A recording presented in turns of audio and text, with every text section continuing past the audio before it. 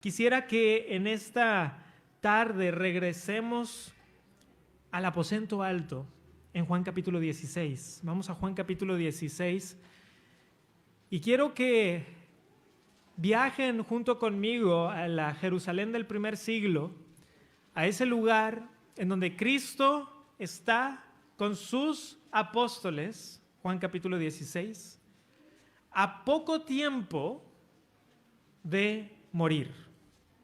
Está a poco tiempo de morir.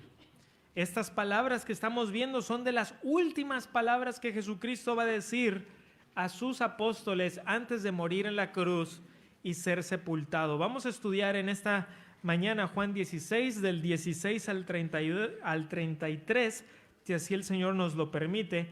Juan capítulo 16, del versículo 16 al 33 va a ser nuestro texto en esta tarde. Vamos a inclinar el rostro, vamos a orar y poner este tiempo en las manos de Dios.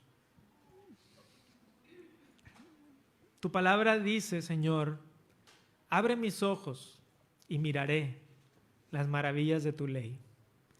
Tu ley preciosa, Señor, que convierte el alma. Esos testimonios, Señor, que hacen sabio al sencillo. Eso es lo que queremos para nosotros el día de hoy. Que verdaderamente tu palabra sea un tesoro para nosotros y que el reino de Dios sea tan precioso que estemos dispuestos incluso a dejarlo todo para seguirte a ti, para ser tus discípulos, Señor. Queremos escudriñar tu palabra y queremos que tu palabra nos escudriñe, Señor, y que podamos nosotros ver en ella reflejada nuestra necesidad de un gran Salvador, Señor. Pedimos estas cosas en el nombre de Jesús. Amén. Recuerdo de pequeño esa mezcla de sentimientos cuando mi padre salía de viaje. Por un lado, cuando nos anunciaba que iba a salir de viaje, eso traía un poco de tristeza a mí, a toda la familia, ¿verdad? Y al mismo tiempo, cuando sabíamos que ya estaba por llegar, había un gran gozo, ¿verdad? El gozo de pensar, vamos a volver a ver a nuestro papá que había estado fuera, a lo mejor un día, a lo mejor 2 días, a lo mejor más días. Y algo que acostumbraba a hacer mi padre cuando salía, aunque no siempre, pero muchas veces, es que traía algún detallito que me regalaba, y podía ser desde un chocolate o cualquier cosita. Y entonces yo lo esperaba con mucha expectativa, ¿verdad? Volver a ver a mi papá. ¿Y cómo son las cosas, verdad? Porque la historia se empieza a repetir. Ahora, cuando yo salgo de viaje, empezamos a sentir los mismos sentimientos en casa, ¿no? El sentimiento de algo de tristeza, ¿verdad? Cuando voy a salir, ¿verdad? Tanto la familia como yo. Y por el otro lado, esa expectativa, ese gozo de regresar de nuevo a casa. Y tanto se repite la historia que a veces ahí estoy en el aeropuerto buscando un pequeño detallito para Marcos también, ¿verdad? ¿Por qué? Porque él también tiene esa expectativa y se repite muchas veces la historia, lo que vimos de nuestros padres, a veces lo volvemos a hacer nosotros. ¿Y por qué lo digo? Porque en este pasaje, queridos hermanos, Jesucristo está hablando precisamente de que Él va a irse. Y Él les dice, esto yo sé que va a causarles tristeza, mi partida, pero sin embargo hay gozo también en el que el Señor Jesucristo resucitaría y que enviaría su Espíritu Santo y que moraría dentro de los creyentes, dándonos así el gozo de su presencia. Estos versos en el aposento alto son una ventana al corazón de Cristo, como hemos dicho antes, porque incluso frente a la agonía que está a punto de experimentar, incluso cuando está a punto de ser casi que traicionado por sus apóstoles, que van a salir corriendo en su tiempo de necesidad y agonía, aún con eso Cristo les está diciendo, tranquilos, la victoria está en mí, dice Jesús, y pueden tener gozo en su corazón. En esta mañana vamos a ver un par de cosas. Primeramente vamos a ver el gozo de la presencia de Cristo, el gozo de la presencia de Cristo. Estamos en Juan 16, voy a leer del 16 al 20. Todavía un poco y no me veréis, y de nuevo un poco y me veréis, porque yo voy al Padre. Entonces se dijeron algunos de sus discípulos unos a otros: ¿qué es esto que nos dice? Todavía un poco y no me veréis, y de nuevo un poco y me veréis, y porque yo voy al Padre. Decían pues: ¿qué quiere decir con todavía un poco? No entendemos lo que habla. Jesús conoció que querían preguntarle y les dijo: ¿preguntáis entre vosotros acerca de esto que dije, todavía un poco y no me veréis, y de nuevo un poco y me veréis? De cierto os digo que vosotros lloraréis y lamentaréis, y el mundo se alegrará. Pero aunque vosotros estéis tristes, vuestra tristeza se convertirá en gozo. Cristo en estos versos está haciendo alusión a su resurrección y a su ascenso al cielo. Hermanos, la resurrección es uno de los eventos cruciales en el Evangelio de Jesucristo. Sin la resurrección, entonces Jesucristo no es quien dijo ser. Jesucristo entonces no es el Hijo de Dios si no resucitó de los muertos. Porque si Jesús no resucitó de los muertos, entonces la tumba no está vacía. Pero la resurrección de Cristo lo cambia todo. De hecho, como dijo en una ocasión el autor inglés C.S. Lewis, dice: ese mensaje de la resurrección era crucial. Los primeros cristianos predicaban continuamente: Él ha resucitado. Pero hermanos, estando aquí en el aposento alto, los apóstoles todavía no entienden bien todo lo que esto significa de la muerte y la resurrección de Jesucristo. Diríamos en nuestra expresión contemporánea que no les ha caído el 20. Todavía no entienden bien. Entienden algunas cosas, lo ven como si hubiera una especie de neblina. Ven algunas cosas aquí, otras cosas acá, pero no logran verdaderamente entender todo lo que esto significa. Miren el versículo 16, cuando Jesucristo dice: todavía un poco y no me veréis, está haciendo referencia a su crucifixión y sepultura. ¿Por qué? Porque en ese tiempo los discípulos no verían a Jesús.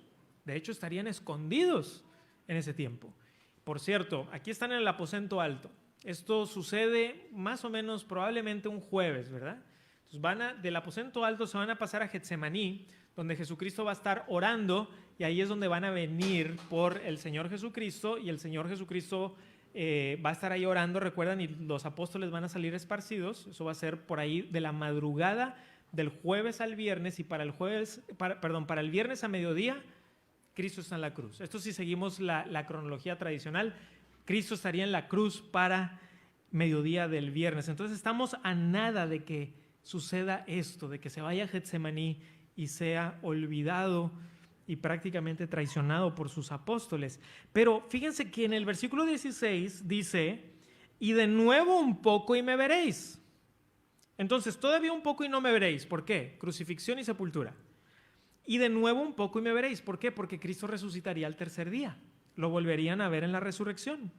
Y después de la resurrección, Cristo pasaría 40 días, de acuerdo al libro de los Hechos, 40 días enseñándole a sus discípulos sobre el reino de Dios. Eso lo vemos en Hechos capítulo 1, en los primeros 4 versículos. Cristo estaría 40 días enseñándoles el reino de Dios después de su resurrección. Así que los apóstoles están perplejos por las palabras de Jesús. Por eso en el verso 20, Cristo les asegura que llorarían y lamentarían mientras que el mundo se alegraría por la muerte de Cristo, pero su tristeza se convertiría en gozo al verlo resucitado. Y después lo que hace Jesús es que nos da una ilustración sobre esto. Versículo 21 y 22. Dice: la mujer cuando da a luz tiene dolor porque ha llegado su hora, pero después que ha dado a luz un niño ya no se acuerda de la angustia por el gozo de que haya nacido un hombre en el mundo. También vosotros ahora tenéis tristeza, pero os volveré a ver y se gozará vuestro corazón y nadie os quitará vuestro gozo. Yo he tenido el privilegio de estar en el alumbramiento de mis hijos, de mis 2 hijos, y puedo dar testimonio que lo que Jesucristo ilustra aquí es verdad. Aunque ese parto es sumamente doloroso y nosotros como hombres solamente podemos de alguna manera experimentarlo a distancia, ¿verdad? Es en este caso la mujer la que pasa por este dolor intenso en el parto. Y sin embargo, ¿qué sucede cuando da a luz? Y entonces viene por ahí la pediatra, ¿verdad? Se asegura que todo esté bien y toma a ese bebé recién nacido. Imagínense, hermanos, recién nacido, acaba de llegar al mundo e inmediatamente pasa ahí a los brazos de su madre. ¿Y qué sucede en ese momento cuando ella recibe a ese pequeño o a esa pequeña que había estado en su vientre por todo ese tiempo, que había sentido a ese bebé, pero no lo había visto, y finalmente lo ve y lo escucha llorar? Pues resulta que todo ese dolor se convierte en ese preciso momento en el gozo de ver a este bebé recién nacido en sus brazos.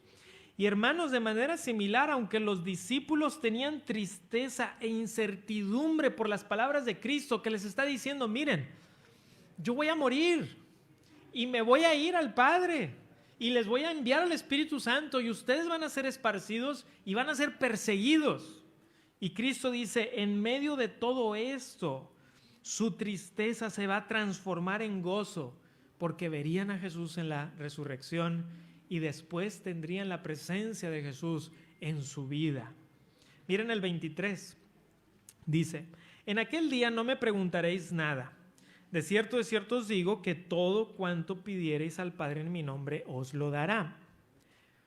¿A qué se refiere Jesús con aquel día? Bueno, la palabra día en la Escritura la tenemos que interpretar de acuerdo al contexto. A veces la palabra día significa un día de 24 horas y a veces la palabra día significa un evento. Por ejemplo, en los profetas mayores y menores se habla del día de Jehová. Y cuando se habla del día de Jehová no se refiere a 24 horas, se refiere a toda una serie de sucesos, a toda una serie de eventos en los últimos tiempos. Y aquí el Señor Jesucristo, al hablar del día, no se está refiriendo a las próximas 24 horas, no. Se está refiriendo a una serie de eventos que están a punto de suceder. ¿Qué eventos? Pues su muerte, su sepultura, su resurrección, su ascenso, la venida del Espíritu a la iglesia en Pentecostés y todo lo que sucedería justamente después de eso.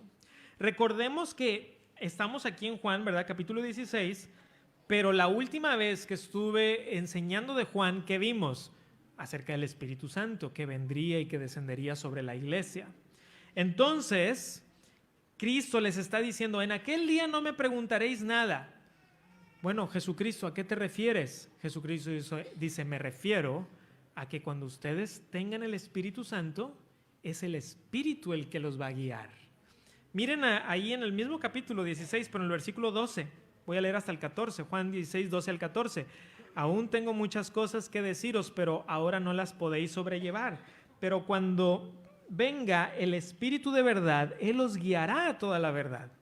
Porque no hablará por su propia cuenta, sino que hablará todo lo que oyere, y os hará saber las cosas que habrán de venir. Él me glorificará porque tomará de lo mío y os lo hará saber.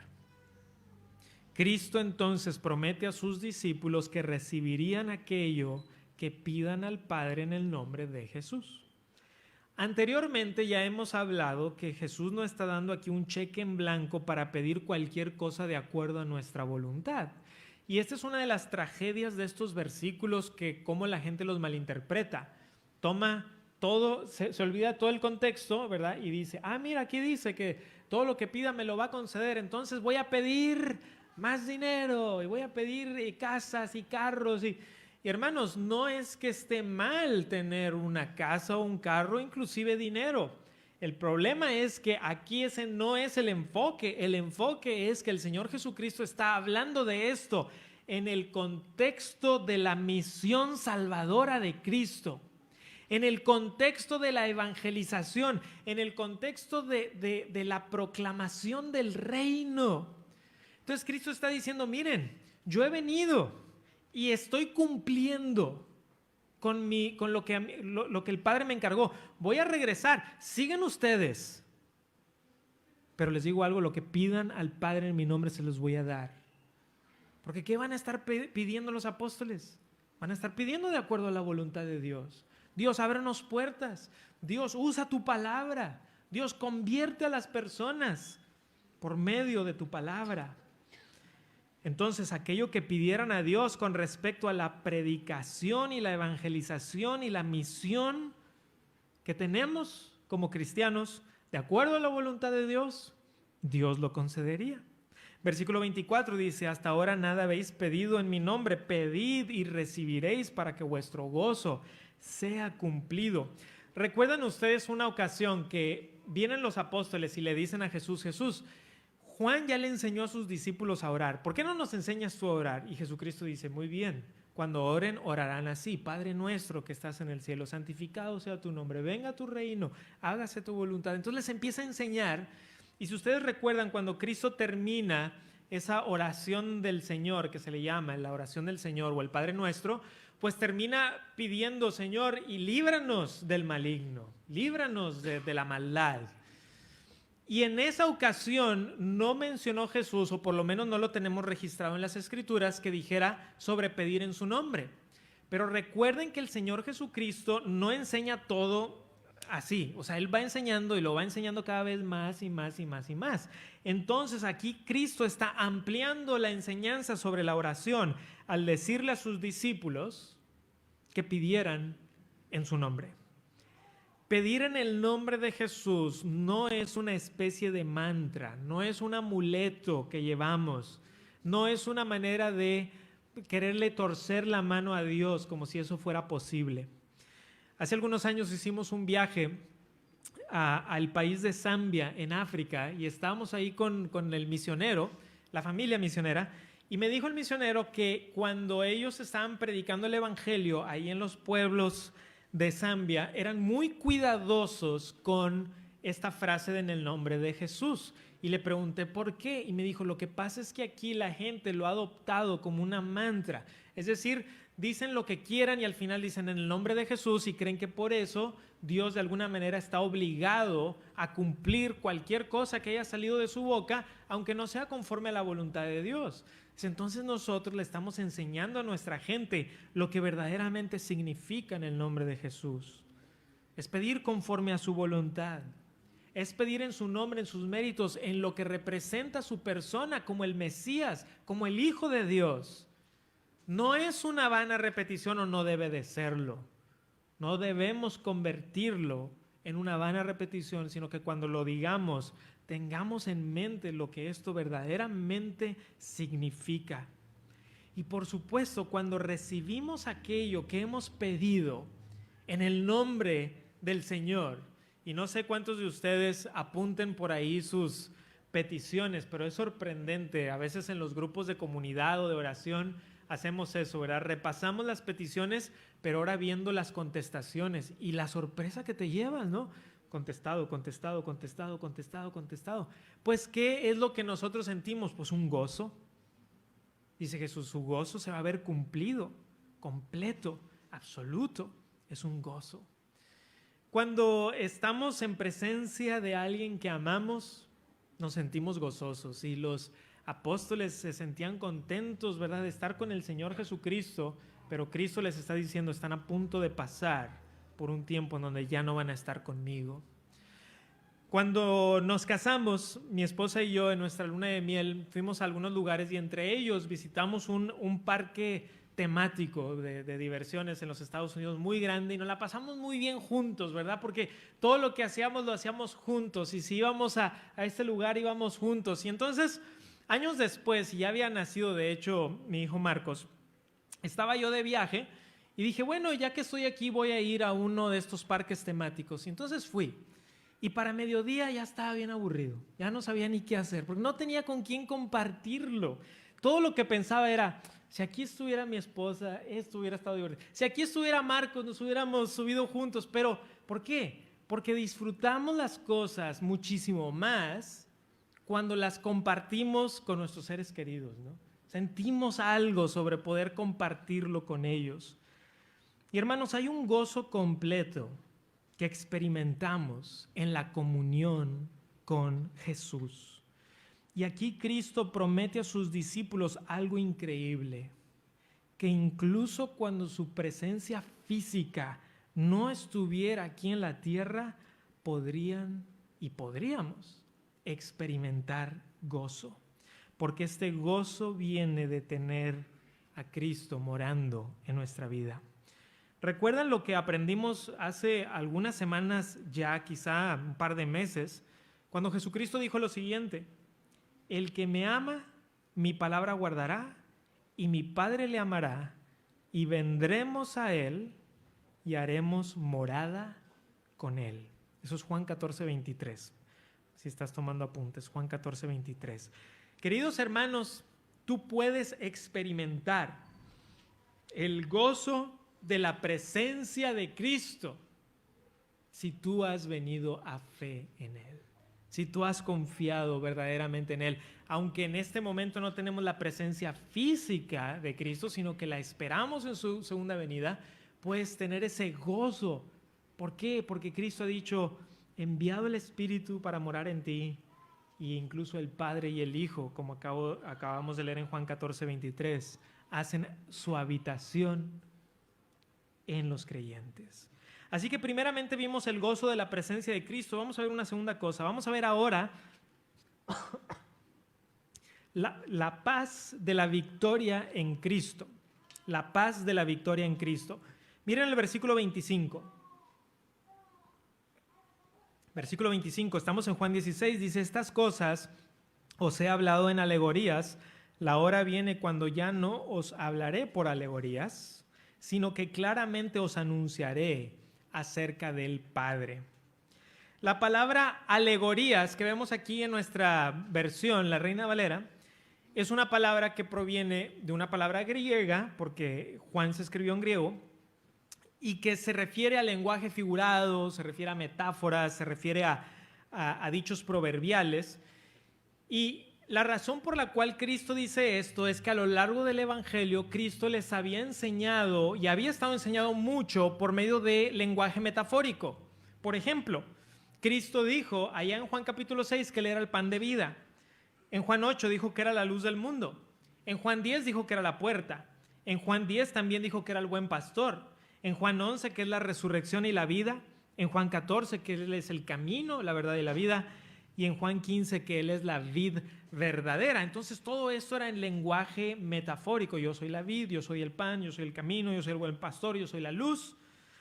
Y además de estos ejemplos que acabo de dar, en los evangelios vemos muchas parábolas, ¿verdad? Que Cristo habla en parábolas, en historias preciosas, por cierto, que nos apuntan al evangelio y al reino de Dios. Pero el tiempo había llegado en el cual Jesucristo estaría hablando ya no por alegorías o lenguaje figurado, sino muy claramente les estaría hablando del reino de Dios, porque Cristo sabe que ya está en sus últimas horas antes de su crucifixión y en sus últimos días aquí en la tierra. Y todo esto se iba a cumplir por medio del Espíritu Santo que descendería en Pentecostés, y también se cumpliría en la resurrección del Señor Jesucristo. Ahora no vamos a ir a Hechos 1 del 1 al 3 que ahorita mencioné, pero este es un pasaje que vale mucho la pena leerlo, porque en Hechos capítulo 1 del versículo 1 al 3 se nos dice que cuando Cristo resucitó, estuvo 40 días enseñándole a sus discípulos sobre el reino de Dios, y entonces ascendió. Entonces, vamos a repasar así brevemente. ¿Dónde estamos? En el aposento alto. ¿Qué sigue? Jesucristo va a ir a Getsemaní, donde van a venir a arrestarlo. Después, para mediodía del siguiente día, va a estar en la cruz. Será entonces sepultado. Al tercer día resucita, se aparece a sus apóstoles, está 40 días con ellos enseñándoles el reino, y después asciende al cielo, y después desciende el Espíritu Santo en Pentecostés. Entonces esta es más o menos la línea de tiempo que estamos siguiendo. Vamos allá a Juan 16, donde estamos, versículo 26 al 28. 26 al 28. En aquel día pediréis en mi nombre, y yo no os digo que yo rogaré al Padre por vosotros, pues el Padre mismo os ama, porque vosotros me habéis amado y habéis creído que yo salí de Dios. Salí del Padre y he venido al mundo, otra vez dejo el mundo y voy al Padre. Entonces ven una vez más aquí cuando dice en aquel día, no está hablando de 24 horas específicas, está hablando de los sucesos que están por pasar. Cuando Cristo ya no estuviera en su presencia física con los apóstoles, ellos pedirían en el nombre de Jesús. Pero cuando dice, y yo, el versículo 26, y yo no os digo que yo rogaré al Padre por vosotros. A veces decimos, bueno, ¿a qué se refiere ahí? ¿Por qué dice Cristo eso? Lo que Cristo está diciendo es esto. Cuando ustedes estén pidiendo en mi nombre al Padre, yo no voy a tener que rogarle al Padre por ustedes como si el Padre no quisiera contestarles, como si el Padre estuviera cruzado de brazos y Cristo diciéndole, escúchalos, por favor, escúchalos. Jesús dice, no va a ser así. Yo no voy a estar suplicándole al Padre que les conteste la oración. ¿Por qué? La razón es muy sencilla. Versículo 27. El Padre mismo os ama. Cristo sí hace esa labor de intercesión, pero esa labor de intercesión se lleva a cabo en el amor de Dios. El Padre mismo os ama. El amor del Padre se derrama sobre los discípulos de Jesús, puesto que ellos han creído que Él es el Hijo de Dios. Cristo había salido del Padre, como nos dice aquí en el versículo 28, cuando dice que salí del Padre se refiere a la misión redentora, es decir, que Él viene y procede y sale en esta misión redentora, pero ahora que cumplía con su misión, regresaría a la diestra del Padre. Versículos 29 al 32, le dijeron sus discípulos, he aquí ahora hablas claramente y ninguna alegoría dices. Ahora entendemos que sabes todas las cosas y no necesitas que nadie te pregunte. Por esto creemos que has salido de Dios. Jesús les dijo, ¿ahora creéis? He aquí la hora viene y ha venido ya, en que seréis esparcidos cada uno por su lado y me dejaréis solo, mas no estoy solo, porque el Padre está conmigo. Los apóstoles están en este proceso de entender claramente lo que está sucediendo. Todavía no lo comprenden todo, pero han puesto su fe en Jesús. Por eso le dicen, ahora entendemos que sabes todas las cosas. Por eso hemos creído que has salido de Dios. Y hermanos, me llama mucho la atención porque los apóstoles están poniendo su fe en Cristo, pero todavía no lo entienden todo bien. O sea, todavía no, como dije, todavía no les cae el 20, todavía no logran engranar todo lo que está a punto de suceder. Pero los apóstoles me recuerdan la experiencia de los cristianos. No siempre entendemos todo, pero podemos confiar en Dios. Marcos ha entrado en esa etapa de querer saber cómo funcionan las cosas. Entonces hace muchas preguntas. Ya les había yo dicho que la primera vez que Marcos dijo, ¿pero por qué? Yo dije, ya empezó esta etapa de por qué. O sea, es decir, él ya es consciente de que hay cosas que no sabe, pero que si hace una pregunta se le puede dar más información. Y entonces cuando él me dice, papá, ¿y por qué esto? ¿O cómo es que eso otro? En ese momento entra el gran reto del papá, ¿verdad? O de la mamá. ¿Cómo se lo explico en sus palabras? ¿Cómo puedo acomodarme a él? Porque, y los niños hacen preguntas bien difíciles a veces, ¿no? Y la respuesta es no sé. No sé, déjame lo investigo, ¿verdad? Porque nadie me había hecho esa pregunta. Y algunas otras veces la pregunta es algo que sí sabes, pero no le puedes dar toda la información en ese momento. Ahora, no le vas a mentir, simplemente le vas a dar la información que en ese momento él puede entender. Y fíjense, les digo algo que pasa, él confía en ti, él confía en su papá. Le dice, ok, si tú me estás diciendo eso, ok, te creo, porque ha puesto su confianza en su papá. Él está diciendo, mi papá no me va a mentir, mi papá me va a dar esta información, si bien yo sé que esta información es de acuerdo a su edad. Y hermanos, muchas veces es así también. Cuando estamos viviendo nuestra vida cristiana, Dios es el que dice, pon tu fe en mí. Y algunas veces Él tiene que acomodarse y darnos la información que nosotros podemos sobrellevar en ese momento. Y quizá no lo podemos saber en ese momento todo. ¿Se pueden imaginar que Dios te dijera en este momento ya todo? Sentirías probablemente una carga demasiado pesada sobre ti. Dios dice, tranquilo, confía. confía. Yo soy un buen padre, confía en mí. Los discípulos le acaban de decir a Cristo, miren las palabras que dice en el versículo 29 al 32 donde estamos. Dice, por ejemplo, el 30, ahora entendemos. Pregunta, ¿verdaderamente han entendido? Todavía no han entendido todo. Por eso creemos. Están poniendo su fe en Él. Y entonces Cristo, en lugar de decirles, qué bien, o sea que ya lo entendieron, ¿qué les responde Jesús? ¿Ahora creéis? ¿De veras? Están a punto de traicionarlo. Están a horas, porque esto probablemente sucede en la noche. Entonces de aquí van a pasar a Getsemaní, y en Getsemaní van a salir huyendo. Por eso Cristo les dice, ¿ahora creéis? ¿De veras? Jesucristo les dice, miren, la realidad de lo que va a pasar es, la hora viene y ha venido ya. Está en puerta, en que seréis esparcidos cada uno por su lado y me dejaréis solo. Mas no estoy solo porque el Padre está conmigo. Cristo tiene esa presencia del Padre en la cual Él está firme. Versículo 33 dicen, estas cosas os he hablado para que en mí tengáis paz. En el mundo tendréis aflicción, pero confiad, yo he vencido al mundo. Y estas palabras de Cristo nos dicen que Cristo les está diciendo todas estas cosas, no para que tengan miedo, ¿verdad? Sino más bien para que tengan paz. Y se nos puede hacer para nosotros un poco extraño, ¿no? A ver, Cristo, les estás diciendo que vas a morir, que ya no vas a estar con ellos, que vas a regresar al Padre y que ellos van a ser perseguidos, como hemos visto en otros pasajes que les dice. Y esto es para traer paz. ¿Cómo que para traer paz? ¿Dónde está la paz? Pues hermanos, la paz está aquí. Que cuando suceda, ellos sabrían que Jesucristo ya lo había anticipado. No sería algo sorpresa. Se acordarían. Cristo nos dijo. ¿Quién está en control entonces? Dios está en control.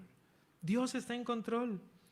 Por eso dijo Jesús, se los leo, Juan 14, 27, la paz os dejo, mi paz os doy. Yo no os la doy como el mundo la da. No se turbe vuestro corazón, ni tenga miedo. Ahora, ya se fijaron, hermanos, que esta no es una paz genérica, porque se habla mucho de la paz el día de hoy, que la paz y tener paz.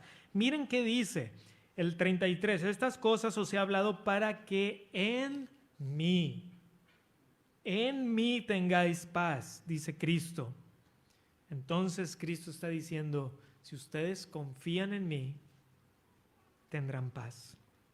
La aflicción vendría en el mundo y del mundo.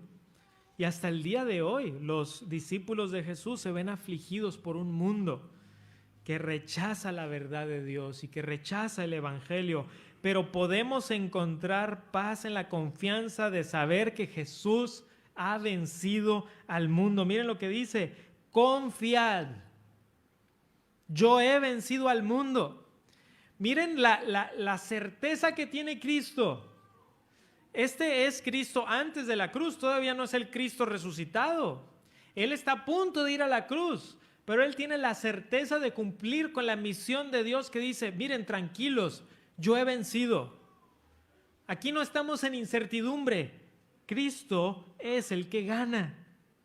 De hecho, el apóstol Pablo escribió allá en Colosenses que despojando a los principados y a las potestades, los exhibió públicamente, triunfando sobre ellos en la cruz. Qué hermoso es saber que Jesús es el que gana. Mi padre cuenta una historia que cuando él era chico, vivió un tiempo con ellos en casa de los papás de mi papá, es decir, con mis abuelos, vivió mi bisabuelo, es decir, el abuelo de mi papá. Y a mi bisabuelo le gustaba mucho ver, en aquel tiempo ya se estaba televisando los deportes y a él le gustaban diferentes deportes, entre ellos les gustaba el box, por ejemplo. Entonces le decía a mi papá, a ver, siéntate Enrique, vamos a ver aquí el box, la contienda. Y le decía, Enrique, ¿quién va a ganar? ¿El de azul o el de rojo? Y mi papá le decía, en este caso a su abuelo, abuelo, va a ganar el de rojo. ¿Cómo que va a ganar? ¿Cómo sabes? Es que esta es una repetición. No, ¿cómo que es una repetición? No me digas ¿quién va a ganar? Abuelo, lo que pasa es que es una repetición. En ese tiempo era algo nuevo, ¿no? El día de hoy es muy común, pero en ese tiempo no. No, ¿cómo que una repetición? ¿Quién va a ganar? Entonces le decía, pues el de rojo. Lo decía obviamente con mucha certeza y terminaba ganando el de rojo.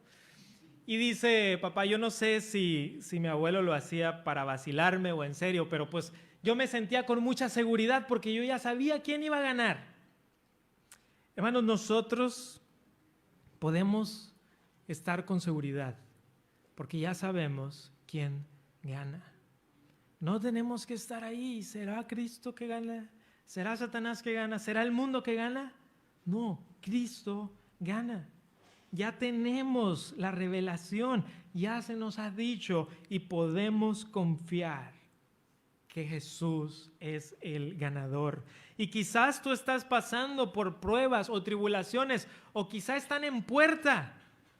Como le pasó a los apóstoles, ellos no sabían, pero están a punto, su mundo está a punto de voltearse por completo. Su vida está a punto de cambiar para siempre. Y a lo mejor en ese momento ellos no lo saben. Y quizá hay algunos de nosotros que en este momento no lo sabemos tampoco. O quizá ya estás en esa tribulación, en esa prueba o en ese dolor. Pero es necesario que afiances tu fe en Cristo, porque Él ha vencido al mundo. Y si Él ha vencido al mundo, quiere decir que si tú has creído en Él, la victoria más importante de tu vida ya está ganada, que es la salvación de tu alma. La salvación de tu alma. ¿Cómo no confiaremos en todos los aspectos de nuestra vida? ¿Cómo no se los confiaremos a aquel que ya ha triunfado y que te ha salvado a ti? Si tu alma está segura en Cristo, tú puedes depositar tu fe en Él para todo aspecto de tu vida. Queridos hermanos, queridas hermanas, en el nombre de Cristo les exhorto, les desafío, oro por ustedes y por mí, para que en esos momentos de prueba tú puedas decir, Cristo ha vencido.